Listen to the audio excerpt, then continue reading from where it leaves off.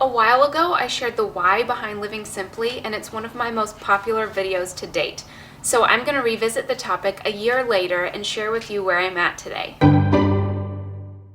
I am a hypersensitive person and I always have been. So eliminating excess was more of a coping mechanism for me from a very young age. However, I still went through my entire adolescent and young adult life consuming things, bringing them in, thinking that they would make me happy. Then when I was 9 months pregnant, awaiting the birth of my very first child, I happened upon the book called The No-Brainer Wardrobe. This book showed me how to eliminate the excess in my wardrobe and come up with a small but amazing set of clothing that I would love and that would enable me to get ready in the morning without much emotional or intellectual energy going into it. After that, the concept of minimizing and simplifying my life overtook me like a waterfall.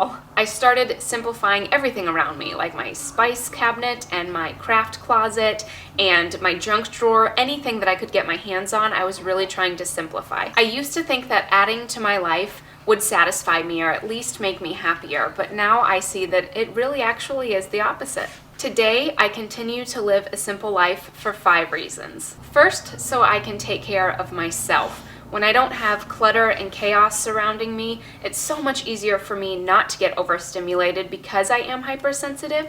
I sleep better, I'm kinder to the people around me, and I only do what's important, and so that really helps me keep the chaos out of my life. Secondly, I lead a simple life so I can grow closer to God. I am a Christian and I grew up in this faith, but for the large majority of my life, I didn't look any different from anybody else. Not only that, but I was living in slavery and addiction to food. Not to mention, I was constantly angry and seriously judgmental, and it's been by quieting the circumstances in my life and simplifying those things around me that I've found the time to spend time with God. I meditate every morning, or at least every day. If I'm not able to do it in the morning, I make time later in the day. But that is where my recovery comes from. It's where my strength comes from. It's where all of my meaning comes from. And that probably is the biggest reason that I live a simple life now.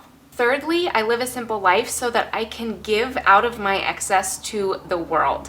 I think when I initially started pursuing a simple life, anytime something was given to me or something was brought in, I saw it in disdain. I kind of started to have an aversion toward things, especially gifts. In the last year, I have come to see simplicity as a detached appreciation for things. I am not opposed to gifts anymore. I'm so grateful for things, even if it's not something that I use or something that I would necessarily pick out for myself. Christmas just came and I got so many things I'd never pick out for myself, but I appreciated the thought behind the gift so much more. With that said, I have excess. I think anybody that is wealthy in relation to the rest of the world often has excess, and instead of seeing it as a roadblock to how I want to live my life, I see it as a gift that I have that I'm able to give to somebody else that truly needs it.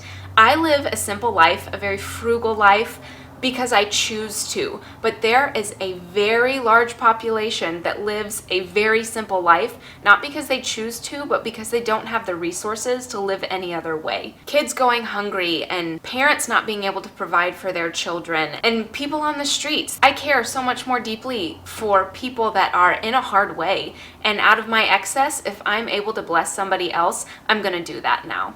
The fourth reason I live a simple life is so that I can have nicer things. I am not a nun. I don't live in a monastery. I really like having nice things. Because I have fewer possessions and because I budget meticulously, I care where my money goes, and I want to have things that are going to last a long time. So I tend to get nicer quality items now, and I love it. And the fifth most important reason that I still live a simple life is so that I can appreciate every moment. In the same way that I talked about quieting the noise around me to grow closer to God, when I've quieted the noise around me, I'm also able to grow closer to everyone in my vicinity.